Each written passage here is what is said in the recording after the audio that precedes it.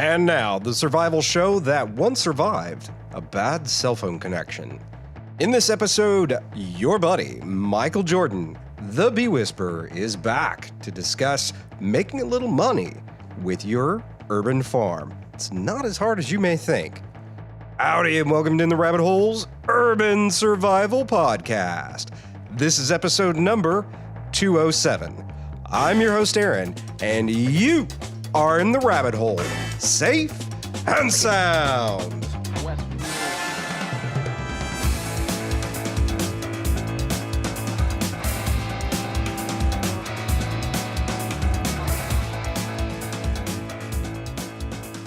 Michael Jordan, welcome back to In the Rabbit Hole, dude. Hey, man, thanks a lot. Glad to be talking to you, Aaron. Yeah, definitely. So today we're going to talk about urban farming, but I think you brought in an interesting slant to urban farming. It's not, there's all these skills and wonderful things that go involved. And of course, you're learning to produce your own food and all this great stuff. But there's even an opportunity for people to turn it into a business. So let's start from the beginning. Like, what can people really grow in an urban farm, and like what expectations are reasonable? Well, at any farm, you have anything from fruits and vegetables to meat products to selling even plants and material. And with urban farming, I think that people have a bigger choice to work from. Large scale farms are dairies, or they're producing pumpkin patches, and they're trying to sell on a more massive scale. When you're using methods that people have been looking into, Curtis Stone's method of front yard gardening and selling produce that way, or you're looking at different nurseries. There's a lady in Colorado that got a nursery permit, and she's turned her little home, and it's like smaller than, I'm on a third of an acre. Her place is smaller than mine, and they turned theirs into a nursery where they've changed their garage into a greenhouse and for propagating plants. So urban farming is, I think, the basis of taking your home that you live in and producing a product off that property. As it may be, if you're raising quail, if you're in a small area, you're raising them either in your garage or you have a backyard that you're raising them in. There's the production of quail eggs, and there's also the quail that if you're breeding them and hatching, you can sell them to other people. That if they want to produce eggs later, or if they want to butcher them for events or something for their house, they're going to get a product that they can actually see. If you're doing bees like I'm doing, you can produce honey, you can sell wax, you can sell packages of bees, and that's just having them in your backyard. I think if people have apple trees, they might have one or two apple trees. But if they build a little shed and they're learning to do cuttings and growing apple trees and they can turn around and start selling those trees to other people that want to plant apple trees or blackberry bushes or raspberries. So I think on the urban scale, you've already made an investment. What are you spending most of your time on? Are you watching TV? Or are you outside or even in a garage using some of the space that you have to regenerate a little bit of money and income from your urban farm? I mean, people are growing their own food. We've had a big incline of people wanting to grow their own food. Are you growing surplus? Are you giving it away to your neighbors? Are you getting, I think your best friend is Dehydrator. You can dehydrate eggs. You can dehydrate honey. You can dehydrate tomatoes and make like sun-dried tomatoes. Those are things that you can take to a farmer's market. The cottage industry is big. You can put an ad on Craigslist or Recycle, put it on Facebook that you have. We have bunches of dried tomatoes. If you're making pizza, you guys want to use them for your stews and chilies that you guys are canning. We so much a package per pound. I think that less investment, a little bit of your time, I think you're going to turn your living aspect more into an income. That brings up a lot of being in an urban area. We tend to deal with more rules and regulations. how does that impact, like as far as city and health department and things like that start getting involved in? I mean, obviously every city's going to be different, but by and large, like, are there issues? Do people run into problems where maybe they're a small home producer? We'll go with quail. That's a popular one. So people get into quail, and maybe they want to sell some quail eggs or maybe some quail meat. Is there a dance kind of dancing around the local ordinances that people tend to have to do to sell that? Or because I remember with the rabbits, like we ran into that. We were thinking about, because we'd gotten to the point where we had so many rabbits, we were at the point where it was like, okay, we can finally start selling some of these rabbits. But we were running into issues, and it looked like it was going to become a legal headache if we tried to do it, because we were meat producers, and so then there was all these rules about being meat producers. So how does that work for people? You have to watch your terminology, and you have to look directly at your laws. Most of your laws are zoning laws. You can't have ostriches in the city or fowl, stuff like that. So you have to look at your law that they consider chickens and ducks and geese fowl, but they don't consider quail a fowl. Mm. In Cheyenne, Wyoming, where I'm at, quail are considered a game bird, so they're regulated by the Game and Fish Department. So you'd have to get permits. But what I found out is there are some varieties of quail that aren't game birds and are strictly meat birds that the Game and Fish don't care about. So where I'm zoned, I can have chickens, but I can't have ducks or geese. So on that aspect, the quail aren't a type of fowl. They're considered a pet. Texas A&M white quail are a game bird. They're a meat bird, so they don't want to mess with them. So there's no regulation for my quail. Now, when it comes to selling eggs, as long as I'm not giving them a grade, this is a USDA grade A egg, and I'm just selling the quail eggs that we have so many for $4 a dozen, and I'm not giving them a grade, then I can sell them directly from my house as a cottage industry. Now, when it comes to selling quail themselves, like if you want them for meat birds, I cannot butcher them unless I have a facility or like a shed that has been approved by the Department of Health and from the Department of Agriculture. But I can raise the birds and I can sell the birds live to somebody. If you would like help butchering them, I'm more than willing to help you. And then if you want to compensate me with my time to help you process them, that's the compensation for my time. It's just like if you shot a deer and you were processing it at your own home, if your friends came over and they helped you process and you gave them, dinner, or you gave them some of the meat, or you said, hey man, here's $20 for your gas and stuff coming over. It's not that you're paying for the bird process. You were just paying or donating something for your friend to come over and help you.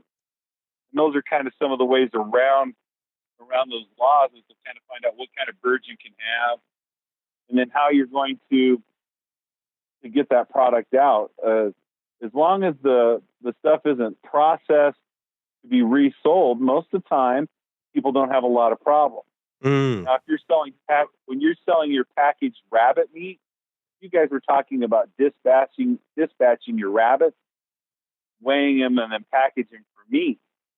But if you were to sell your rabbits as breeder rabbits, and then people came and bought the rabbits, and we can take them over here and you can kill them, right? And we'll help you pull the pelts and stuff off of them, right? That would be no problem, because they're dispatching them after they've purchased the rabbit. You're not selling them as a prepackaged meat. Oh, okay. Right, because then they'd have to be inspected by the type of dispatching you're doing. You have to make sure your scales are good, your packaging is good, that it's all sanitary. But I'm selling breeder rabbits. Now, if they want to butcher their rabbits, it's no different than somebody, they shot a deer and they're going to butcher it at home. Just that they bought these rabbits and they decided to dispatch them right here before they left because it was easier for them. And that's some ways to get out of that when it comes to meat processing. I know when it comes to bigger things such as pigs and stuff like that, there are some different laws when it comes to butchering for process for sale. But when you're talking a third of an acre to maybe a backyard in a city, you're not going to have pigs. You might have 2 or 3 ducks. You might have a couple chickens, rabbits. When it comes to meat production, there's not too much you can do. But if you're selling to people in the urban setting there that want that, they're mostly going to buy them, and then they can take them home and they can dispatch them themselves. Or you can even charge people. And this is what I'm saying, like use your property. You can have a class. And you can charge people $45, and I'm going to process my 6 chickens. Every 8 weeks, I process chickens. That way I can keep bringing chickens in. The ones that are laying, I keep the eggs. The ones that aren't, we dispatch to make chicken soup. So I have a class. So for $40, you can come, and I'm going to teach you how to dispatch a chicken or dehydrate the chicken so you can put it with top ramen noodles.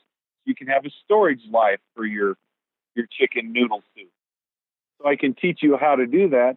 If you guys want to buy some of these chickens for you to do them in your own, of course, then I can even sell the chickens on one. That way I'm actually doubling up on the cost, where I'm not butchering the chicken. I'm just providing a service. Mm-hmm. That makes sense. And you brought up an interesting thing about, actually dehydrating we'll come back to in a second, and I almost got off track here. When it comes to plant material, and as long as we're not talking about any kind of plant material that there's regulations around, what kind of regulations come into play when it comes to if you were to grow raspberries or apples or any of these other things on your little urban homestead to then go sell somewhere? What do those rules and regulations end up being like? Like if I pick a bushel of apples at my house and I go down to the farmer's market, usually it's just the fee to sell the product, because at the farmer's market, most of the time they're not looking for a business permit or a tax EIN number and things of that nature. Most of the time it's a farmer's market. You can set up your stand here for $50 and sell your product. Some people are big farmers and they set them up there because they have a lot of produce. And some people are a group of neighbors that have got together and they pick all the apples off their block and they're selling them. We have a whole bunch of apple pie apples, or we have a bunch of crab apples if you want to make applesauce. So much a basket. So when it comes to selling them on that end, there's not too much you can't do. You can sell a lot of things off of Facebook and Craigslist, as long as they're not illegal plants or noxious plants. Like we used to grow burdock because the roots were good for people's high blood pressure, that you could cook them. But in Wyoming, burdock is a noxious weed. You can't propagate it. It's supposed to be destroyed. So you kind of got to watch what plants are viable, which aren't. You have to look at your codes, like on height. Some areas, you have to manipulate your trees to maybe be low bearing. You just kind of look at your zoning ordinance and see what you can and cannot grow. And then whatever you produce from it, you try to find the market where it's not going to cost you to create a business to sell. We pick tons of bushels of raspberries. If somebody would like raspberries, this is our number. Give us a call. We'll sell you raspberries. Now, am I selling them to resale? No. Don't have to prove like organic certificates. You can come to my house. You can see the raspberry bushes. Or you can come, and we have raspberries, man. If you want to pay $3 and pick your own raspberries, right, I'll give you the basket. You pick your own raspberries. You fill the basket for $3. You just saved even the dollar cost of you picking them to have people come and pick them. We have apples. You're more than welcome to come and pick apples. So you can charge the people to come, and you've already picked apples, and you can teach a class to make applesauce. Or you can turn around and you can take clippings from those apple trees and propagate them and sell apple trees to other people. So that's just from your apple tree. You can collect the seeds from them. You can dehydrate the apples for sale. You can have people pick the apples for sale.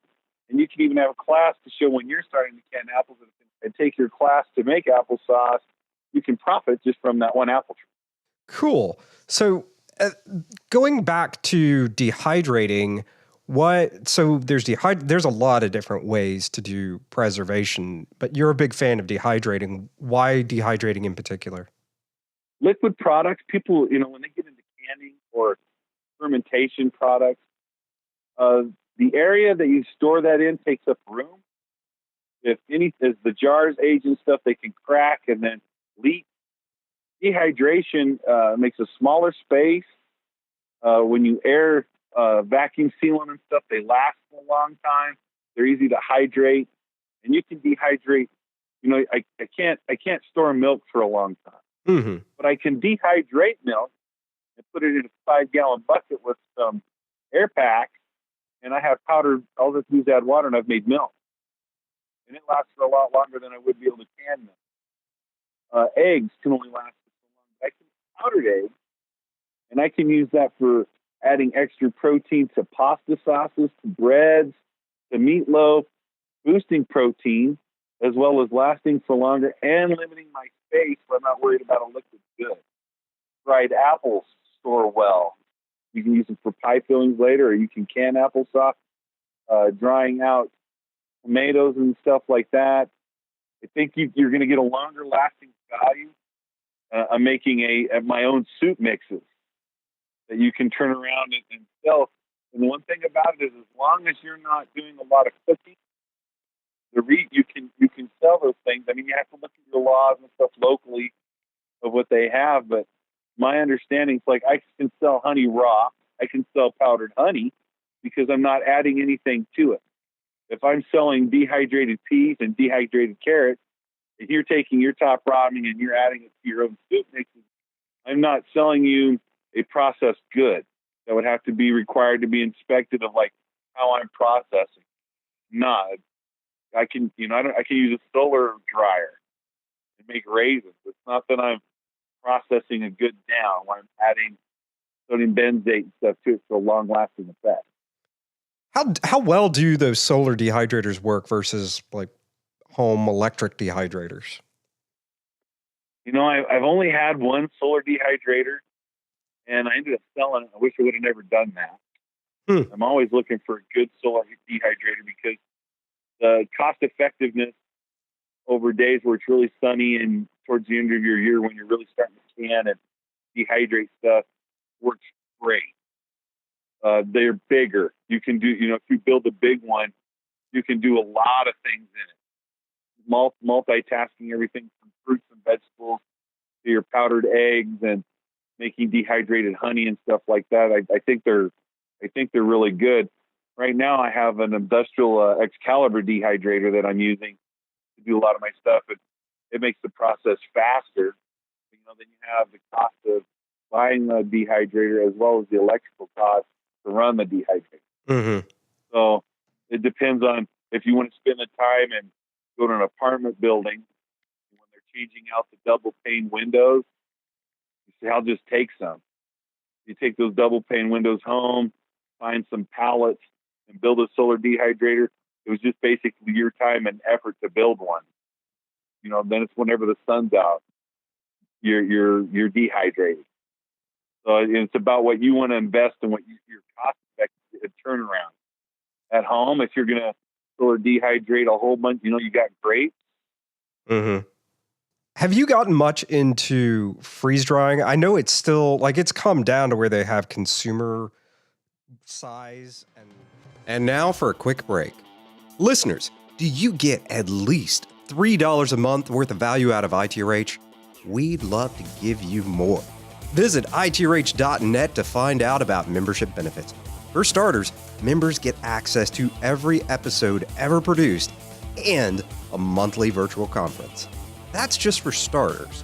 And it's important to note, In the Rabbit Hole is supported nearly entirely by Roving Horde Armada members, just like you. That's how we pay the bills, stay on the air, keep the lights on around here. So go to itrh.net to learn how you can become part of the ITRH Roving Horde Armada.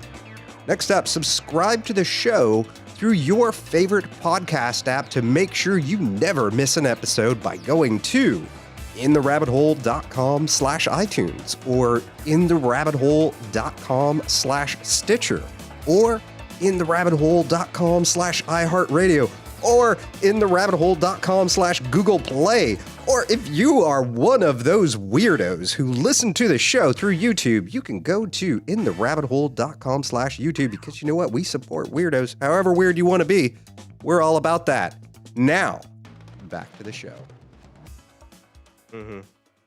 Have you gotten much into freeze drying? I know it's still, like, it's come down to where they have consumer size and grade freeze dryers now, but are they still pretty expensive? I've never looked into one. I've never gotten. I'm a big fan of canning and dehydrating. I know freeze drying. You can get a longer shelf life. And like I said, it's easy to store. The guys that are doing their own meals ready to eat packages and stuff are big into them. Mm-hmm. I've never seen really anybody get really into it. Yeah, they're still not cheap. I looked into them a couple of years ago, and they were still pretty expensive, but they looked like an interesting investment. I just didn't know if you'd gotten into it or not.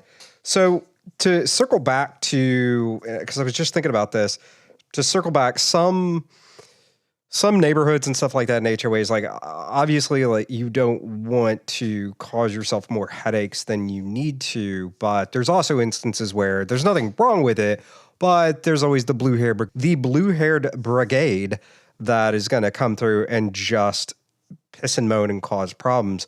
So what do you recommend for people that are, like, if they've got bees or if they've got birds like quails and stuff like that, like how do you keep those away from prying eyes? Not that a lot of people are peering over other people's fences, but still sometimes it's just stuff is open. Remember to try to do all your beautification should be in your front yard, and all your hard labor should be in your backyard. And when you have a small backyard, let's say you want to have a beehive, you want to raise rabbits and maybe some quail, look into building a shed. You can raise the rabbits and stuff inside of a shed, no one sees it. Mm-hmm. You can raise the quail inside of a shed, no one sees it. You can raise the bees inside of a shed, and no one will see them. So, building a shed on the end of a greenhouse, you can propagate your stuff in the greenhouse. And every once in a while, you can let your chickens or your rabbits kind of wander through the bottom of the greenhouse. No one ever sees them. Quail don't make a lot of noise. Chickens don't make a lot of noise unless you have roosters. Yeah. I mean, I don't have any chickens unless the only time they ever really make any noise is laying eggs. Mm-hmm. If you're squeezing a rock out of your ass, you probably make a lot of noise too. So, I mean, that's, it's only one time of the day, and then most of the time they just kind of wander around. I have 3 paddocks that I call them, where I move the chickens into different areas, and they spend up to 3 months there where they've eaten everything to the ground, pooped a lot, and then I move them to another pen. And then I rototill that all up, and then I plant broccoli, spinach, Swiss chard and stuff in there. I'm done picking that. I can run the chickens back through, and then they can eat the residual, scratching and pooping, fertilizing, and making it. I move mine in a couple different areas, so that way if people see them one time, the next time they come through, they're like, well, you had chickens here. Oh, they're not there anymore. And, if you want to build storage sheds, there's a lady in Colorado, they're called Floppy Hat Farm, and they raise, lots of chickens. They butcher chickens every, I think it's 8 weeks.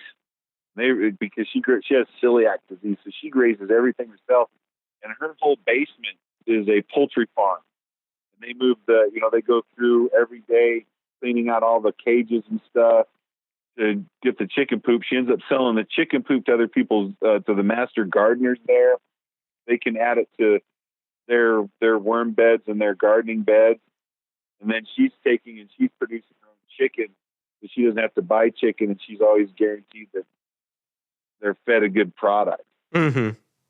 She's doing that in a basement. So I thought that was pretty cool. That is pretty cool. That sounds really labor intensive, but that is pretty cool.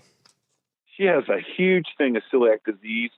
They've turned a garage into a nursery, and they propagate all kinds of plants. She has, I think, 4 raised beds in her front yard, 2 in her backyard.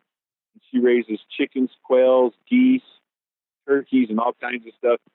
So she runs them up an old ramp that she took out of a window. They go in the backyard during the day, and then she runs them back downstairs at night. That way she doesn't have to worry about predators and stuff. And she's got them all trained that they all just kind of go down the basement window, loads them all up into the different little coops that she has for them. In the morning, she gathers eggs. On nice days, she runs them out in the backyard to clean everything and lets them get outside and run around in the backyard. And she produces a lot. She grows almost, I think, 70% of her own food at her house because she has such a dire celiac. Poor thing. You know, and that makes me think, like, when you're doing all this stuff, what are some of the things that people do that, because if we're going to take it back to if somebody's got a garden and they're doing all this stuff and they want to get into dabbling in farmers markets and selling stuff like that, what are some of the things that people end up doing that where they raise their costs too much and it becomes not profitable or it just is an expensive hobby? If you're going to pay to go to a farmer's market, you want to at least make the cost back. Like, so if you're paying $50 to have a booth, you need to make $100. You want to pay for that booth, and then you can see other people's things, see what they're doing. You get to socialize. You can talk about your farm. I mean, you're not really doing anything as farmer's market unless you're like a circus parker. Come over and see what we got over here. You know, we got quail eggs over here. Have you ever tried quail eggs? I mean, but where it comes expensive is if you're producing way too much that you're not selling. Because if you build, let's say you put up 3 or 4 high tunnels in your backyard, and you're not selling to a grocery store, or you're not selling them to a restaurant where you're producing a lot of food. You got your cost of your high tunnels that you put in, the water that you're putting in, this overabundance of product. You don't want to waste. You want to turn your garden that if it's overproductive, that you're going to sell a little bit here and there. You don't want to do a huge investment unless you have clientele. In normal circumstances, in normal business, I would kind of get how to do this. But when it comes to urban farming, if you're getting into this and you're trying to sell stuff, how do you start getting clients before you even have a product? How does that work? You should look at the market. You should go to some restaurants. You should see what's selling at farmers markets. And you should browse things that are on Facebook and Craigslist of like what people out there or what they're asking for. On Facebook, you can even put out a poll. Yeah, I have quail eggs. How many people would be interested in buying them? Oh, that's cool. And you can do a poll and people even tell you, well, if you have them, I'll buy them. Mm-hmm. So is that, you see people just doing that through their own personal Facebook feeds? Oh, sure. Oh, cool. Oh, okay. Sure. There's a thing called Survey Monkey. Mm-hmm. It's free. And you can type in a whole bunch of things and ask questions. And you can say, take this survey. Then you'll get an email back on your email, like how many people have taken the survey, what the replies were. And then you can kind of see if you want to get into the market or more. Like I said, you just don't want to invest a whole bunch to have waste with no clientele. Mm-hmm. Yeah, that makes perfect sense. I think here's a great one, and this is one that I'm going to start looking into. Is there's a local microbrewery that just opened in town, and they have a lot of spent grain. So I went to them and I said, I will bring you drums. You take your spent grain and fill up the spent grain and throw it in the drums, and I'll haul it off, no charge. I bought the drums. I'll haul it off. You guys just do your stuff because, you know, you might either have to pay for extra trash disposal from it, or you're going to have to find something to do with the grain, and I'm already telling you I'll take it. Huh. I take the spent grains home, and I fill 5-gallon buckets full, and people buy chicken scratch at about $15 for a 50-pound bag. And a 5-gallon bucket's about 60 pounds of grain, and I'm selling it for $10. If you bring your own bucket and drop it off for $10, I'll fill it up with grain. Now I'm making money on a product I don't even have. Huh. That's pretty clever. I'm just doing that at home. I can also take that and I can sell it to people for mulch to add for nutrients to their gardens. I can also take what they call inoculation bags, and I fill that up with grain, and I put it in a pressure cooker, and now I have sterilized grain that I can inoculate with portobello mushrooms. Hmm. I can buy spores off the internet, package them, and I can sell you packaged mushrooms that you can grow at home. Oh, that's neat. These are portobellos. These are shiitakes. These are knobbies, right? This is lion's mane. These are blue oysters. These are pink oysters. And I just up the cost of what my spores would be, my packaging of the boxes and the plastic. I'm getting the grain for free, and it's just my time. And like I said, it's not even a product that I have at my facility, but I'm able to put it out there. Mm-hmm. That's neat. I didn't know that the Brewers Grain was such a great medium to grow mushrooms in. Yeah, if you sterilize it by pressure cooking it and stuff, yeah, there's a lot of people doing it. That's how I got into looking into it. As a gentleman in Colorado, he did the same thing. He went to a couple breweries, and he picks up a lot of grain. I'm talking a couple tons. He's going to 2 or 3 breweries, and he's growing it. He's not only selling these packages that you can grow at your house, he's growing tons of mushrooms, and he's selling them at a premium price to restaurants that they're using to cook with. So he's selling exotic mushrooms, like I said, the lion's mane and the blue oysters and stuff to these restaurants for garnishing, soup dishes, for steaks and stuff that these guys are putting on there. And he's selling them at a premium price. And he's growing them he's built a couple high tunnels that they're growing in. And he hangs these bags, and he's growing these exotic mushrooms. That's pretty neat. So when is the best time of the year to get into this kind of stuff? Like when it comes to growing? Right now. Yesterday. Right now. Yeah. Well, we're coming out of winter, right? We're already here towards the end of February, coming into March, right? So right now is a good time to start looking like, am I going to build a greenhouse? Right? Because if I build a greenhouse, I can start propagating my plants earlier, which means I have longer seasons of production. So right now, it would be a good time to start building a greenhouse and looking about what you're going to do. If you're going to get into potatoes, right now is a good time to start building some extra potato bins. Grow some potatoes. Right? Potatoes can do all kinds of things. Not only are they great for baking and eating, a gentleman here in Cheyenne grows potatoes, and he grows mealworms and waxworms in the potatoes, and he turns around and sells them to pet stores. Mm-hmm. So he's turned his little backyard into potato processing plant where he's just selling bugs to feed other people's pets. So he's turned his little urban farm into making money by selling waxworms. That's pretty neat. Yeah, I used to buy a lot of those. Yeah. And I would start small. I'm going to get into bees. Maybe I'll start building my beehives now, getting my stands open and everything, because now they're all set up. So that way, if I catch a swarm or I find someone that has a swarm on a swarm list, I can just throw the bees in and I'm ready to go. Yeah, that was going to be my other question. Since you are the bee whisperer, when's the best time of year to get into bees?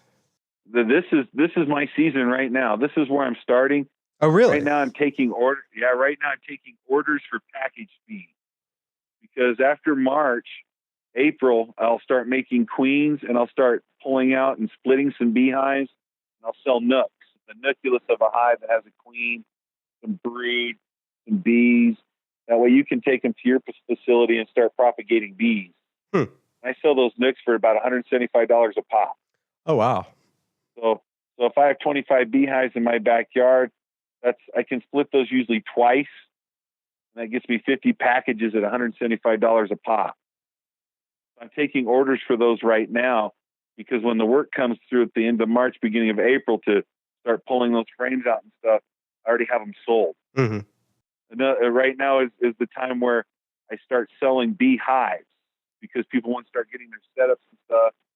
So I sell them the beehives, the bee stands, and the equipment. And then I sell them a bee course. And then I sell them the packaged bees. And that I can hit somebody 3, maybe 4 times at the beginning of the season until about July, which is selling them the product. That's not selling the honey, not selling wax, not selling anything else. That's just selling the installational product. Mm-hmm. Right now is my season right now to start getting people on a list, to start selling them beehives, to sell them those packaged bees. So this is my time right now, because honey flow season doesn't start until June here. Right now, people are in California. If you're a guy that has 500 beehives, you're probably on a co-op, and you're at the almond fields in California right now and making $200 per hive just for pollination. Mm-hmm. You set your beehives there and they pollinate the almond fields, and you make about $200 a bee for a 3-month period. That's pretty cool. Well, awesome, dude. It is definitely time of year for people to get out and start doing stuff in the yard, whether they're selling it or not. And you mentioned you are selling bees in courses and stuff like that. How can people connect with you if they're interested in starting bee adventures?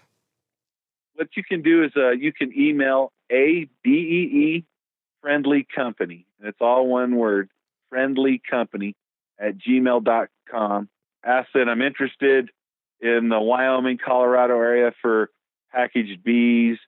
I'm interested in some classes. I want to know if you're selling equipment, and I'll get back to you.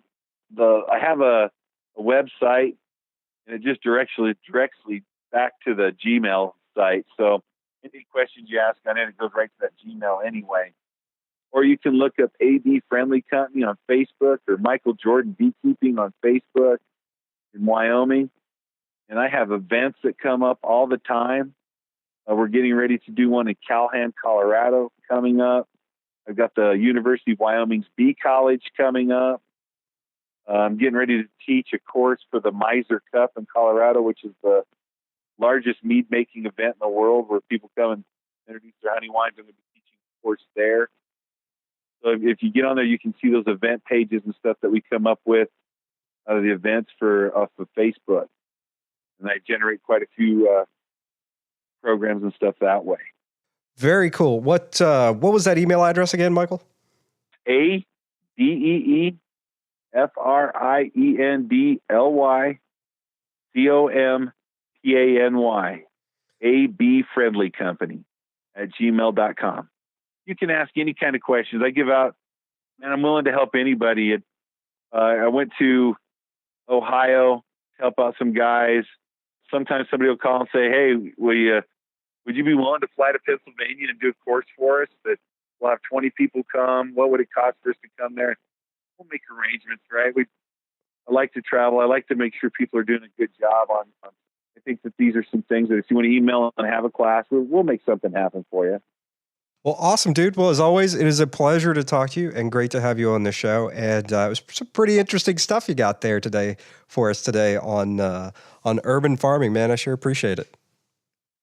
Yeah, no problem. I wish people would get outside and stop watching that Squawk Box, man. It's a great thing to go out. It's a great thing to find a local beekeeper that has honey. You pull some apples off your tree. You make a good sizer. You ferment a good liquor. You sit outside. You go ahead and weed your garden and catch a buzz. So get outside and use that stuff. Show notes, links to Michael, and resources from this episode can be found at intherabbithole.com/E207. Get some members-only benefits and support the show by visiting I2H.net and becoming a member of the I2H Roving Horde Armada. That's how we keep the lights on and pay the bills around here. With that, we wrap up episode number 207 from the Lone Star State. Till next time, stay safe and sound.